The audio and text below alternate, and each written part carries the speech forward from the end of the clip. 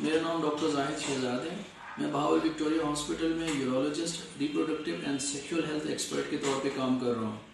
आज की मेरे लेक्चर का उन्वान है मैस्टरबेशन, सेल्फ स्टिमुलेशन या उर्फाम में जिसको मुस्तजनी कहा जाता है।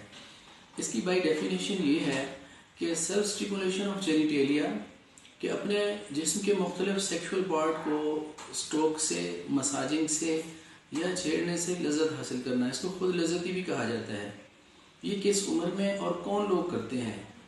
ये बाज़ लोग बचपन से ऐसे स्टार्ट कर देते हैं। जब यंग चाइल्डहुड में बच्चे अपने जिस्म के मुख्तलिफ पार्ट्स को छूते हैं तो उनको पता चलता है कि जिस्म का एक ऐसा हिस्सा भी है जिसको छूने से उनको लज़्ज़त और मज़ा फील होता है, और बाज़ औक़ात वो इस अमल को जवानी तक और ज़्यादा उम्र तक भी जारी रखते हैं।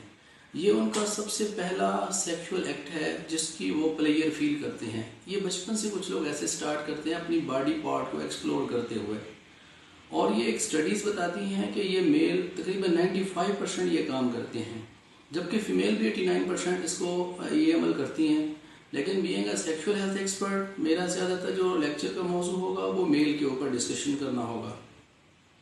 और ये लोग क्यों करते हैं? कुछ लोगों ने इसको ना बड़ा बनाया हुआ है कि ये जहनी बीमारी है या परवेरियंस है या ये नुक्स है और इससे जिस्मानी कमज़ोरी या जहनी कमज़ोरी आ जाती है या इंसान का जो पीनेस है उसका साइज़ छोटा हो जाता है। तो ये लोगों के गलत कंसेप्ट्स हैं। ये एक नॉर्मल सेक्सुअल हेल्दी बिहेवियर है जो कि बचपन से एडल्टहुड में लोग ये करते हैं। इसके कुछ फ़वाइद हैं और कुछ रिलीजियस में इसको सिनफुल यानी कि गुनाह का काम भी समझा जाता है।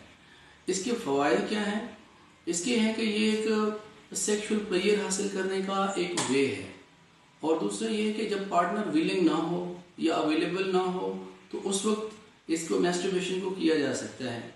बाज़ औक़ात कुछ लोग प्रेगनेंसी को अवॉइड करना चाह रहे होते हैं या सेक्सुअली ट्रांसमिटेड डिजीज़ को अवॉइड करना चाह रहे होते हैं कि सेक्स के दौरान जो बीमारियां फैलती हैं उससे बचा जा सके और प्रेगनेंसी से बचा जा सके, या पार्टनर बीमार है और सेक्स के लिए विलिंग नहीं है।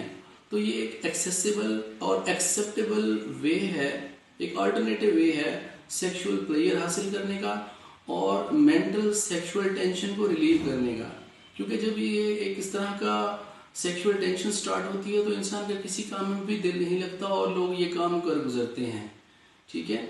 और इसके अलावा जब स्पर्म डोनेशन देनी हो, क्योंकि वेस्ट में और दूसरी जगहों पर ये सेक्सुअल स्पर्म डोनेशंस भी होती हैं।